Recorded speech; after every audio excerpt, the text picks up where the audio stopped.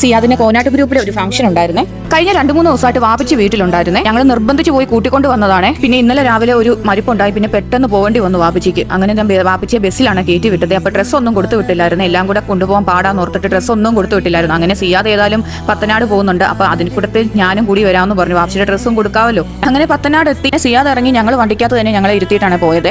ഒരു 15 മിനിറ്റിനുള്ളിൽ വരാമെന്ന് പറഞ്ഞ് പോയ ആളാണ് കേട്ടോ. ഞങ്ങൾക്ക് നല്ലൊരു പോസ്റ്റ് വന്നിട്ടാണ് പോയത്. പിന്നെ തൊട്ടപ്പുറത്ത് ഒരു കാറ് വന്ന് ഡോറ് തുറന്നപ്പോൾ ഒന്ന് ചെറുതായിട്ടൊന്ന് തട്ടി. അത് സച്ചിൻ നോക്കുവാണ്. സച്ചിന് ഭയങ്കര സങ്കടം, ഭയങ്കര കെയറിംഗ് ആണ്. കാറിനെ ഒന്ന് പോറുകയോ ചെറിയതായിട്ട് പെയിന്റ് ഒക്കെ പോയാൽ അവന് ഭയങ്കര സങ്കടമാണ് കേട്ടോ. അങ്ങനെ ഞങ്ങൾ പോസ്റ്റ് ആക്കിയതിന് ശേഷം സിയാദ് വന്നത് ഞങ്ങൾ ചങ്ങനാശ്ശേരിയിൽ എത്തി കേട്ടോ. വാപ്പിച്ചിരിക്കുന്ന അമ്മയുടെ ഒരു സീറ്റായിരുന്നു കേട്ടോ. എനിക്കിത് കാണുമ്പോൾ ഭയങ്കര സങ്കടമാണ്. അമ്മ എപ്പോഴും ഇവിടെ ഇരിക്കുന്നത് കേട്ടോ.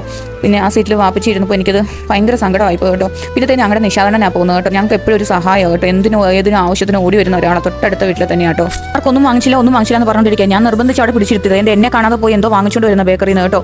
പിള്ളേർക്ക് വാങ്ങിച്ചില്ലെങ്കിൽ വാപ്പിച്ചിക്ക് എന്തോ പോലെ കേട്ടോ. എന്തെങ്കിലും അവന്മാർക്ക് വാങ്ങിച്ചു കൊടുത്തിരിക്കണം. പിന്നെ ഞാൻ പച്ചമുളക് ഇഷ്ടം പോലെ ഉണ്ടെന്ന് പറഞ്ഞിട്ട് വാപ്പിച്ച് പറിക്കാൻ പറഞ്ഞുകൊണ്ട് എന്നെ ഏൽപ്പിച്ചാണ്. ഗ്ലൗസ് ഒക്കെ ഇട്ട് പുകയൊന്നും പറഞ്ഞ് ഗ്ലൗസ് ഒക്കെ ഇട്ട് തന്ന് പച്ചമുളക് പറിക്കുവാണ്. ഇഷ്ടം പോലെ പച്ചമുളക് ഉണ്ടായിരുന്നു കേട്ടോ.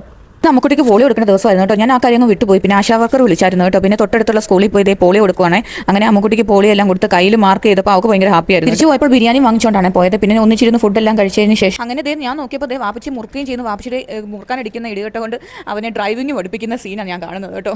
അങ്ങനെ ഞങ്ങൾ തിരിച്ചു പോയപ്പോൾ നല്ല മഴ. പിന്നെ ഞാൻ ചായ എല്ലാം വെച്ചു. വാപ്പിച്ചിലൂടെ കുറേ നേരം ഇരുന്ന് സംസാരിച്ചു കേട്ടോ. വാപ്പിച്ചി ആകെപ്പാടെ മൂഡ് ഓഫ് ആണ് കേട്ടോ. അമ്മ മരിച്ചതിന് ശേഷം അത് ഭയങ്കര ഒരു സൈലന്റ് ആയിപ്പോയി വാപ്പിച്ചി. പിന്നെ വാപ്പിച്ചി കുറേ നേരം സംസാരിച്ച് മൂഡ് ഓഫ് ഒക്കെ മാറ്റി. വാപ്പിച്ചിക്ക് യൂട്യൂബിൽ എൻ്റെ വീഡിയോസ് ഒന്നും കാണാൻ അറിയത്തില്ല. അങ്ങനെ ഞങ്ങൾ കാണിച്ചു കൊടുക്കുവാണേ. ആ വീഡിയോസ് ഒക്കെ ഓരോന്നായിട്ട് കാണിച്ചു കൊടുക്കുവാണ്. അതൊക്കെ കണ്ടിട്ട് വാപ്പിച്ചി ഭയങ്കര ഹാപ്പി ആയിരുന്നു കേട്ടോ. ഭയങ്കരമായിട്ട് ഇഷ്ടപ്പെട്ടു. പിന്നെ എങ്ങനെ എടുക്കേണ്ട രീതി എന്നൊക്കെ ഞങ്ങൾ കാണിച്ചു കൊടുത്തു. അങ്ങനെ ഞങ്ങൾ തിരിച്ച് പോകാറപ്പോൾ ഭയങ്കര സങ്കടമായി പോയിട്ടോ. സിയാദ് പറയുമായിരുന്നു ഇവിടെ വന്ന് നിൽക്കാൻ വേണ്ടി. ഇവിടെ വന്ന് നിൽക്കത്തുമില്ല, ശനി ഞായറും വരാമെന്നാണ് പറഞ്ഞേക്കുന്നത്. അത് നിർബന്ധിച്ച് കൊണ്ടുവന്നാലേ വരുത്തുള്ളൂ. ഞാൻ അങ്ങനെ കൊണ്ടുവന്ന് നിർത്തിയത് 2 ദിവസം.